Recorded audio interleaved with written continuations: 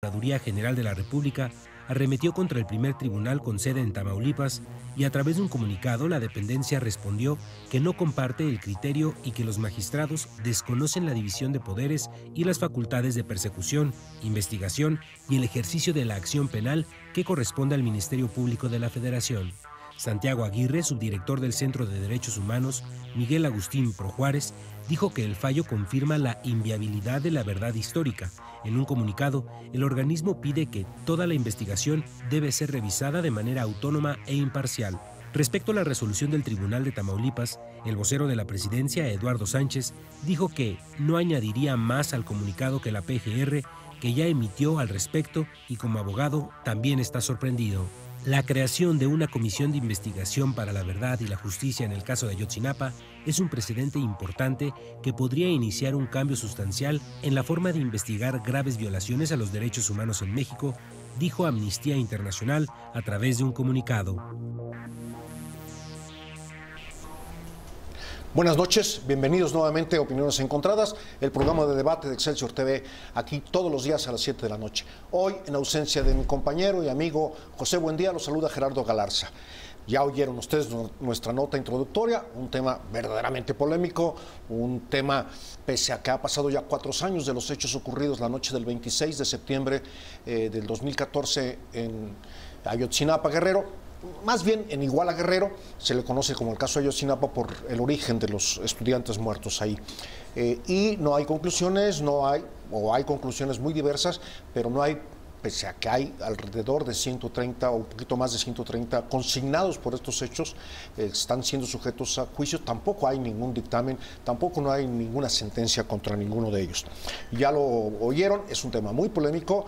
Hoy nos acompañan, pues nosotros acostumbramos aquí tener expertos en las materias que tratamos.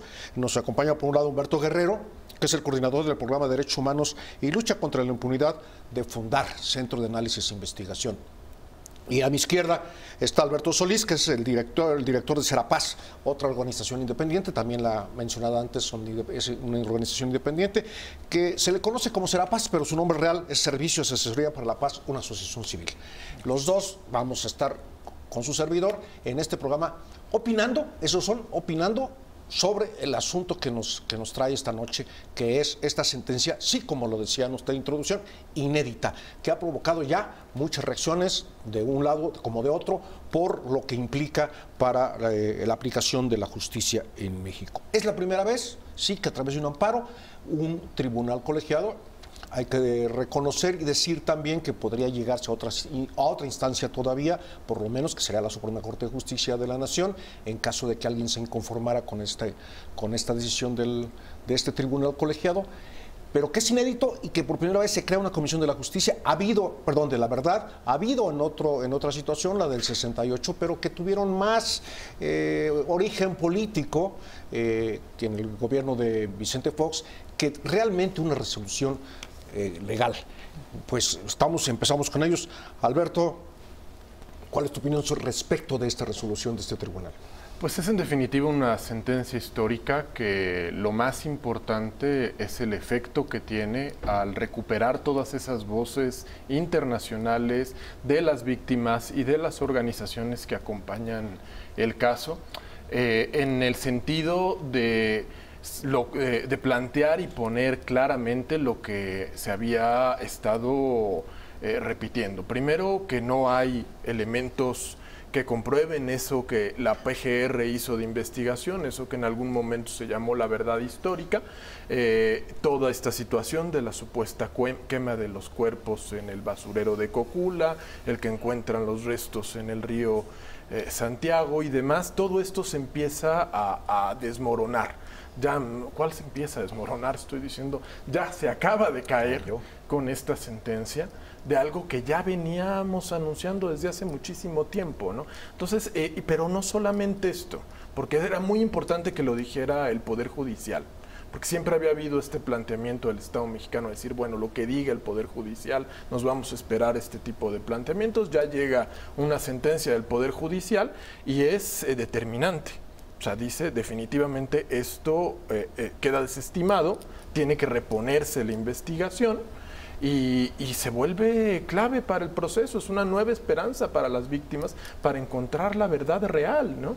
Entonces, yo creo que es una muy buena señal, es una sentencia histórica y además abre una figura a discusión que me parece muy importante, que es esta comisión de la verdad y justicia, para hacer una investigación retomando la voz de las víctimas, retomando organismos internacionales y también con la participación del propio Estado. Correcto. Humberto Guerrero, sin embargo, después de 4 años se cae esta versión, de acuerdo con la opinión de Alberto Solís, pero en 4 años tampoco tenemos ninguna otra versión.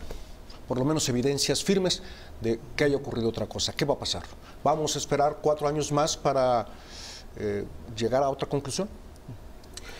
Pues yo más bien plantearía que sí tenemos otras posibilidades, otras líneas de investigación que dejó planteadas el propio GIEI y que la sentencia reconoce, ¿no?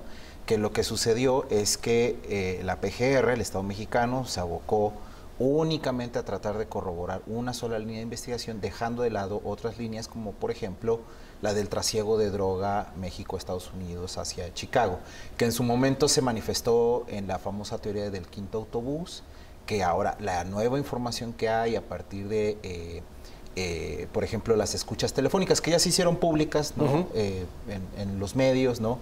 Escuchas telefónicas que indican que sí hubo una comunicación entre autoridades y gente vinculada con el crimen organizado.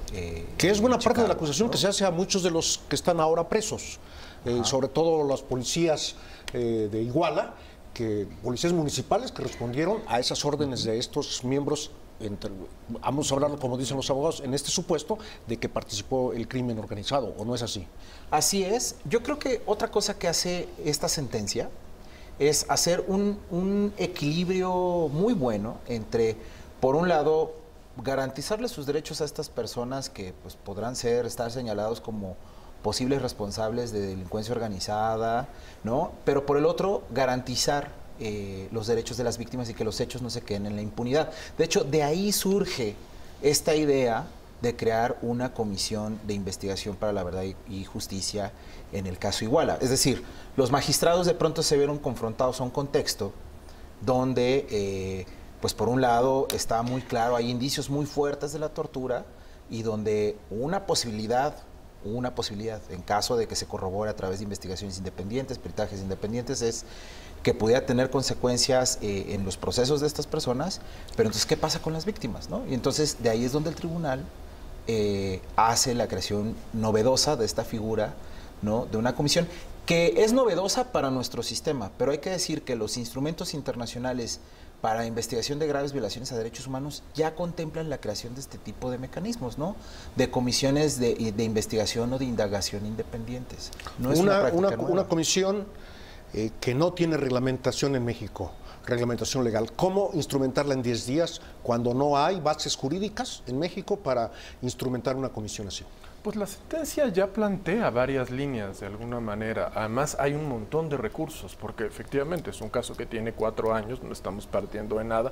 Ya están las líneas de investigación bajo las recomendaciones que hicieron los organismos internacionales. Ya hay expertos internacionales que estarían probablemente a la mano y dispuestos para empezar a colaborar en este tipo de esfuerzos. El mismo grupo de expertos independientes de la CID, y el grupo interdisciplinario de expertos independientes, el GIEI, y la ONU apenas acaba de sacar un informe hace como este mismo año, ¿no? Hace apenas unos cuantos meses. En realidad, si hay recursos, si hay experiencia, se incluye a las víctimas. Es cosa realmente que se empiece a operar. Lo planteo de otra manera, de acuerdo con eso, lo planteo de otra manera, lo pregunto. ¿Bajo qué ley? ¿Bajo qué supuesto legal? ¿Cómo sustentar esta comisión? Que lo planteó al revés, vamos a decir, para que dentro de 4 años alguien involucrado en estas investigaciones con la nueva Comisión de Justicia diga se violó la ley y me amparo, y otro tribunal colegiado o incluso la Suprema Corte de Justicia decida que se violó la ley con la creación de una comisión, y entonces pues quedamos en las mismas. A mí me gustaría responder eso. Sí, no, por supuesto. Porque mira, yo creo que el planteamiento de que no haya asidero jurídico para esta comisión, en realidad es es engañoso, digamos, el planteamiento. ¿Por qué? Porque justo lo que hace el tribunal es no saca por completo de este esquema al Ministerio Público, que efectivamente ya al momento de presentar las acusaciones es quien seguirá ostentando la facultad de ir ante un tribunal y presentar las acusaciones. Lo que sucede es que el Ministerio Público va a tener una serie de contrapesos. No es que las víctimas o los organismos que se sumen como tal van a sustituir al Ministerio Público constituyéndose en una especie de acusación privada, ¿no? Como ocurre en otros sistemas. No. El Ministerio Público va a seguir estando ahí, ¿no? Y quien va a tener que hacer las acusaciones ante los tribunales va a ser el Ministerio Público, pero va a tener estos contrapesos entre víctimas, Comisión Nacional de Derechos Humanos y organismos internacionales. Hay fórmulas para eso. Como ha ocurrido en otras ocasiones que se crean, por ejemplo, el ejemplo que pusiste, la FEMOSP se creó en su momento bajo un decreto del Procurador General la FEMOSP se creó por decreto presidencial y se extinguió por decreto del Procurador, algo que era ilegal, por ejemplo, ¿no? Si algo lo crea un decreto del presidente, lo tiene que extinguir un decreto del mismo presidente. Entonces, hay fórmulas, digamos. Aquí el tema es que nosotros lo que esperaríamos, y digo nosotros porque, digamos, tanto Fundar como Serapaz en algún momento han acompañado a los padres y madres, es en poco tiempo, en esos 10 días, una respuesta clara por parte del gobierno sobre cuál es su postura, es decir, si van a, por ejemplo, impugnar esta decisión, que, mira, hay la opción, pero honestamente está demasiado difícil, porque hay que recordar que, de hecho, justo este asunto se le planteó su atracción a la Suprema Corte de Justicia de la Nación y la Suprema Corte decidió no atraerlo. Sí, pero finalmente quien tenga recurso podría hacerlo, solicitar su intervención, uno de los afectados, digamos, un tercero afectado. Hay los críticos a esta resolución del Tribunal Colegiado de Reynosa. Hablan de que se pierde la autonomía del Ministerio Público, la autonomía constitucional del Ministerio Público con la creación de una comisión con tales características. ¿La opinión de ustedes? Hay un mecanismo, es finalmente un mecanismo de justicia extraordinario y me parece que la sentencia cumple muy bien en señalar que justamente carecemos en México de una procuración de justicia autónoma. Hay una falta de una fiscalía autónoma o independiente que pueda operar bajo parámetros que sean confiables, y esto nos lleva a tener que operar con mecanismos extraordinarios de justicia. Y entonces yo creo que lo demás ya lo plantea muy bien Humberto. En realidad no se está separando la acción del Ministerio Público, se está metiendo otro tipo de actores que nos permitan garantizar condiciones extraordinarias, efectivamente, para un caso emblemático que lleva 4 años en la más profunda impunidad y que representa muchísimo más, porque detrás de él hay miles de casos de desaparecidos en este país. Muy bien. Como siempre en este programa tratamos de llevarle a ustedes temas polémicos, el tema del día, los temas que están en la agenda nacional, y no solamente las elecciones, es agenda en este país. Hay muchos temas que todos los días los mexicanos tenemos que estar enterados y tenemos que debatir. Hoy, ya lo sabe usted, estamos hablando sobre la resolución de un tribunal colegiado de Reynosa, Tamaulipas, que decide abrir una comisión de la verdad y la justicia para reanalizar, por decirlo de alguna manera así, reinvestigar el caso conocido como de Ayotzinapa por los hechos del 26 de septiembre del 2014, del 26 al 27 de septiembre de 2014, en las inmediaciones de la ciudad de Iguala, Guerrero, donde murieron 43 estudiantes normalistas y otro grupo también como víctimas colaterales de niños o de jóvenes, muy jóvenes futbolistas llamados el equipo Los Avispones. La siguiente pregunta es precisamente sobre esto. Es el grupo de los 43, con toda justicia, digámoslo así, pero los medios y creo que también las organizaciones civiles y las autoridades se han olvidado mucho de estos chicos que, aunque estén dentro del expediente, pues poco nos acordamos de ellos. ¿Cómo va a influir esto en este caso? Porque son otros actores diferentes al asunto del grupo de los 43. ¿Cómo va a influir o podría influir el caso del equipo de Los Avispones en nuevas resoluciones judiciales? Bueno, hay que decir que esta resolución de este tribunal colegiado en Reynosa, Tamaulipas, de hecho sí amplía el universo de víctimas y deja claro que víctimas, bueno, son en principio los 43 chicos desaparecidos, lo son también sus familias lo son los estudiantes que murieron, ¿no? Esa misma noche en los hechos o que sufrieron heridas, y de hecho contempla, digamos, expresamente al grupo de chicos del equipo de fútbol, los avispones. ¿A qué es a lo que voy? Que el diseño de esta comisión de investigación para la verdad y la justicia en el caso Iguala tendrá que contemplar, ¿no?, igualmente ese universo de víctimas y los hechos, ¿no?, relacionados con ellos.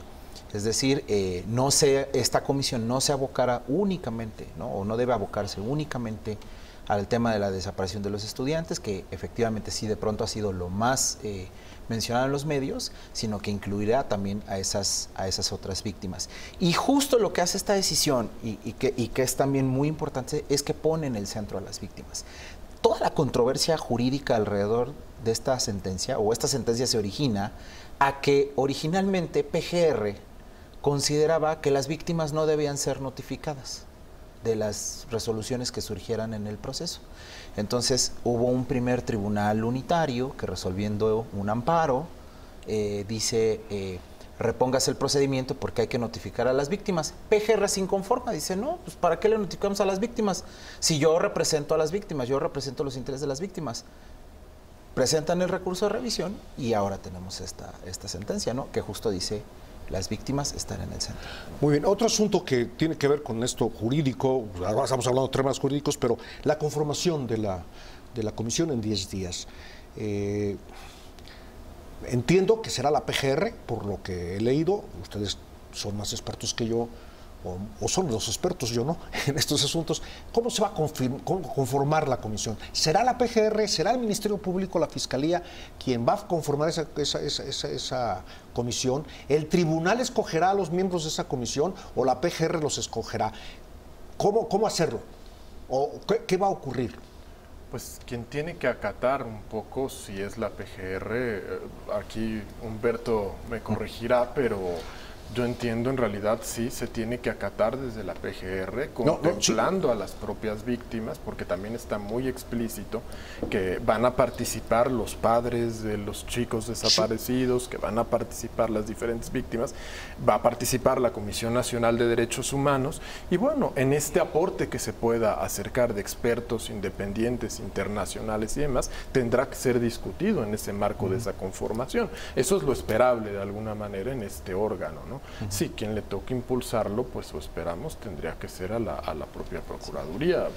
Sí, pero ahí la sentencia justo sí pone un candado muy específico, que es que debe haber acuerdo por parte de las víctimas y sus representantes sobre quienes participen desde la Procuraduría en la continuación del caso. De hecho, lo que plantea la sentencia en un principio es que los agentes del Ministerio Público que han participado en la investigación deberían ser removidos, con posibilidad de dialogarlo, ¿no?, para ver si eso es aplicable en todos los casos, pero en principio deben ser removidos porque un planteamiento básico de la sentencia es que en este momento ya la Procuraduría se encuentra en medio de un conflicto de interés en la investigación del caso. ¿Por qué? Porque fueron sus propios elementos y funcionarios quienes cometieron la tortura o hicieron actos para ocultar la tortura en contra de los procesados. Entonces, en este momento, desde el punto de vista del tribunal, ya no hay posibilidades de asegurar una investigación que sea independiente sobre estos hechos. Este argumento, quienes lo combaten, quienes opinan en contrario, dicen que es poner la justicia en manos de las víctimas y que esto es muy riesgoso para el país. Porque no sería solo este caso, sentaría precedente.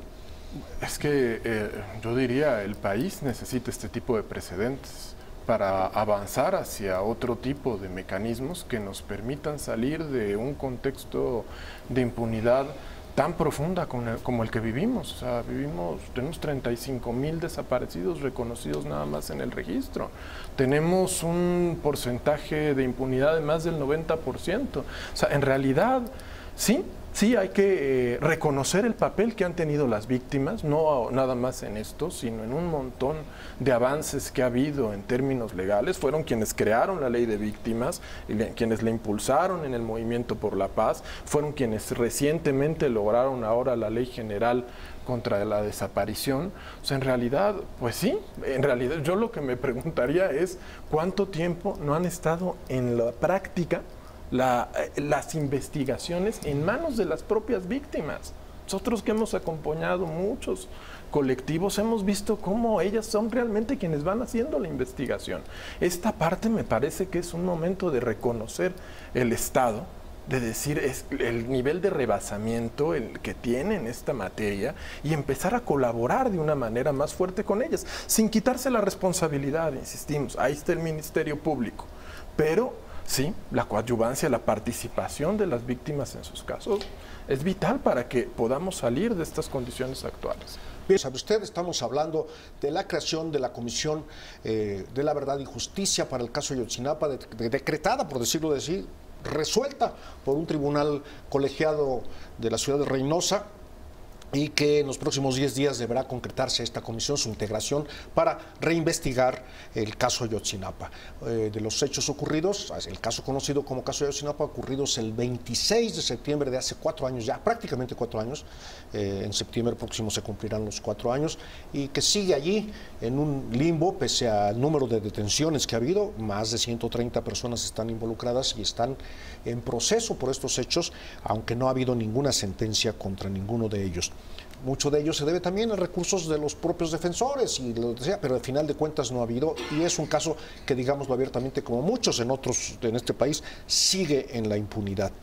Esta comisión fue creada o será creada bajo no el auspicio, digamos que coordinada por la propia Procuraduría General de la República y el Ministerio Público, además de considerar a víctimas y expertos de ambas partes, tanto del Ministerio Público como expertos representantes, por decirlo de alguna manera, de la sociedad y de las víctimas también.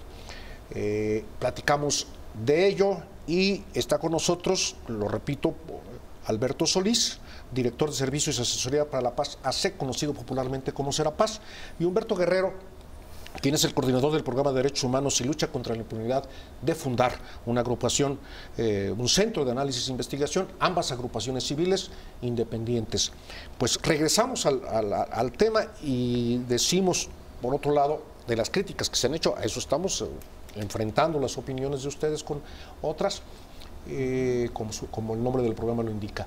Hay quienes piensan que esta resolución, si no abre, por lo menos se entreabre las rejas a los actualmente procesados por los hechos. Actualmente procesados, a los 130 detenidos.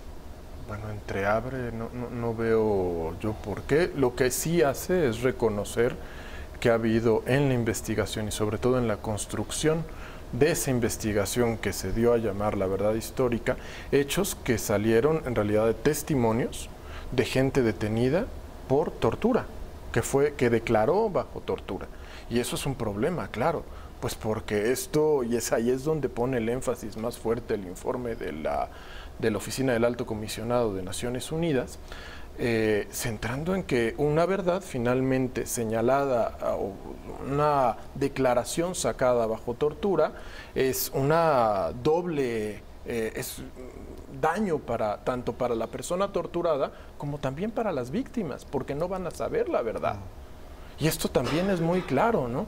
Ahora, yo de eso a pensar que eso abre la puerta para que la gente salga o para que los detenidos no sean detenidos, no tendría por qué serlo, digamos. Ahí ¿por el debido proceso? Sí, claro, pero no es... tendría que ver cómo se va a manejar finalmente en torno a una cosa que es la reconstrucción de los hechos y otra cosa el decir si verdaderamente participaron o no. Y eso se tiene que hacer en cuanto a la reposición de la investigación, que es en realidad lo que está señalando la sentencia. Hay que volver a investigar, hay que recuperar la investigación, lo cual no exime a nadie. Solamente dice, esta investigación no cumple con los elementos de confiabilidad tenemos que volver a iniciar retomando las líneas que ya han sido señaladas por todos estos diferentes organismos, ¿no? Humberto Guerrero. Mira, esa nueva investigación, justo como dice Alberto, no exime a nadie e incluso no exime a las propias autoridades que generaron el estado de cosas en el que nos encontramos. ¿Y cuál es ese estado de cosas en el que nos encontramos? En que no sabemos, o más bien, que sabemos que lo que quisieron darnos como verdad histórica no ocurrió. Es imposible, ¿no? Ya lo dijo el propio tribunal. Ahora, entiendo, digamos, la preocupación que colocas por ahí, ¿no? Y es una vieja discusión si el debido proceso beneficia únicamente a los procesados. Mira, yo sobre eso lo que diría es que lo que deja claro justo esta sentencia del tribunal es que la violación al debido proceso es una violación que impacta tanto a los procesados, de su derecho a ser juzgados de manera independiente, imparcial, oídos, etcétera, pero también impacta a las víctimas. ¿Por qué? Porque a las víctimas las deja sin verdad. Y en el centro de eso, ¿quién está? ¿Quién fue responsable? El Estado. El Estado. Y el Estado ha pretendido diluir su responsabilidad, ¿no? Por esa manipulación que hizo de los hechos, y que esta comisión, justo una de las cosas que también tendrá que hacer, ¿no? Es investigar adecuadamente la tortura o la posible tortura en contra de estas personas y delimitar las responsabilidades de funcionarios públicos por ello también. Hoy hablamos del caso de Ayotzinapa. Está con nosotros Humberto Guerrero, coordinador del Programa de Derechos Humanos y Lucha contra la Impunidad de Fundar, AC, y también Alberto Solís, director del Servicio de Asesoría para la Paz, AC, conocido popularmente como Serapaz. Hemos hablado de diversos aspectos, sobre todo jurídicos, de esta resolución de un tribunal colegiado de la ciudad de Reynosa para establecer, para crear una comisión de la verdad y la justicia sobre el caso Ayotzinapa. Hemos dicho, ellos han dicho, su servidor también lo cree así, es un hecho inédito, es un hecho histórico que puede cambiar para bien o para mal, ojalá sea para bien, la administración de la justicia en México. ¿Qué podemos esperar para concluir en los próximos días, las próximas semanas, los próximos meses de esta comisión? ¿Y qué no debemos desesperarnos, por decirlo de alguna manera? O sea, ¿qué esperar y qué no desesperar? Pues en realidad vamos a ver cómo responde el Estado. Ya tuvimos una primera muestra con la respuesta de la Procuraduría, que no es lo más alentador. Pueden llegar a tener algún recurso, la inconstitucionalidad, tratar de moverse por otros sentidos, ¿no? No sabemos realmente cuál va a ser la reacción del Estado en este momento. O pueden tratar de entender que hay que acatarlo, asumir y tratar de ir sentando las bases para que esto nos lleve a todas y a todos al mejor curso posible, ¿no? O sea, a ver que tengan una salida. Ya estamos finalmente en el último trecho de un gobierno que fue muy cuestionado por este tipo de situaciones, en particular por el caso Ayotzinapa, y pueden dar una salida digna.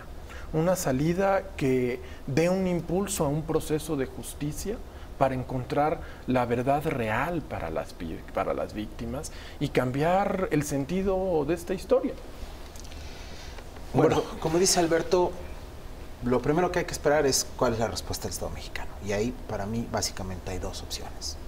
O el Estado mexicano cierra de una forma que es la que ha caracterizado su comportamiento respecto a este caso y respecto de los organismos internacionales, que es la de hacer razón, ¿no? Y decir, pues no acato, no hago caso, me confronto ahora ya no solamente con organismos internacionales, sino que me confronto incluso con los propios tribunales nacionales, o una respuesta donde pues se abre, ¿no? al cumplimiento y deja sentadas las bases. Yo creo que difícilmente en lo que resta de esta administración, digo, espero equivocarme, ¿no? Pero difícilmente vamos a tener la solución y esa investigación efectiva, exhaustiva, seria, que no se hizo en todos estos años, pero que al menos sí dejen sentadas las bases, ¿no?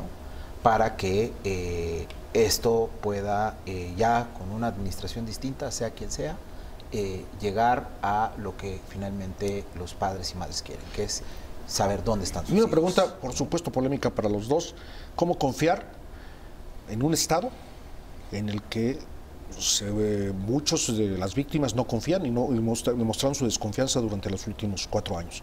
¿Cómo confiar ahora? ¿Por qué debemos confiar? Con mucha dificultad, diría yo. Pero finalmente un tribunal colegiado es parte de este Estado mexicano. Sí, bueno, o sea, finalmente esto es más grande, ¿no?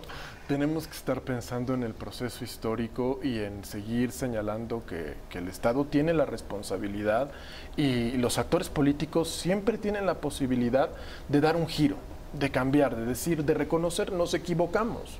Ya hay muchos elementos y vamos a generar lo que tengamos que hacer para, en este último momento que nos queda, dar una muestra distinta, una muestra de generosidad, una muestra de compromiso con el momento histórico y con lo que necesita transformarse en el país. Y eso es a lo que tenemos que apelar, yo creo que como organizaciones, como gente que está acompañando víctimas y como las propias víctimas. No podemos soltar ese tipo de expectativas porque también están ancladas a esa responsabilidad que tiene el Estado. Humberto, finalmente. Yo lo que diría es que a esta pregunta de cómo confiar, pues evidentemente yo creo que el tribunal estaba consciente de que no se podía confiar, ¿no? O sea, si el tribunal hubiera emitido una sentencia donde simplemente dijera, repóngase la investigación, PGR, por favor, investigue de nuevo, porque hay muchas irregularidades, lo cual eso ya lo ha hecho en otros casos, pues sabe que simplemente no iba a suceder nada, ¿no? Y que las víctimas pues iban a decir, bueno, una resolución más, donde se dice que investigue bien, que investigue eficientemente. Entonces, consciente de eso, ¿qué es lo que dijo? Bueno, vamos a meter, ¿no? Polémico y lo que sea, pero novedoso, ¿no? Vamos a poner a las víctimas ahí y a organismos internacionales, a la Comisión Nacional, para hacer un contrapeso, ¿no? Ser un contrapeso del poder que ha ostentado la Procuraduría General de la República a lo largo de su historia, ¿no? Un poder que ojalá que pronto cambie, ¿no? Es una institución que realmente ya no hay nada que rescatar de ella. Muy bien, bueno, pues llegamos a estas conclusiones. Por supuesto que se queda en la discusión muchos temas, se quedan muchas cosas más, expresarlas de otra manera, pero bueno, en televisión el tiempo se nos acaba y yo les quiero agradecer nuevamente a Humberto Guerrero, coordinador del Programa de Derechos Humanos y Lucha contra la Impunidad de Fundar, y a Alberto Solís, director de Servicios de Asesoría para la Paz, hace su presencia aquí en Opiniones Encontradas. A usted que nos vio y nos escuchó también, y mi nombre es Gerardo Galarza, me despido en nombre de mi compañero y amigo José Buendía, titular de este programa.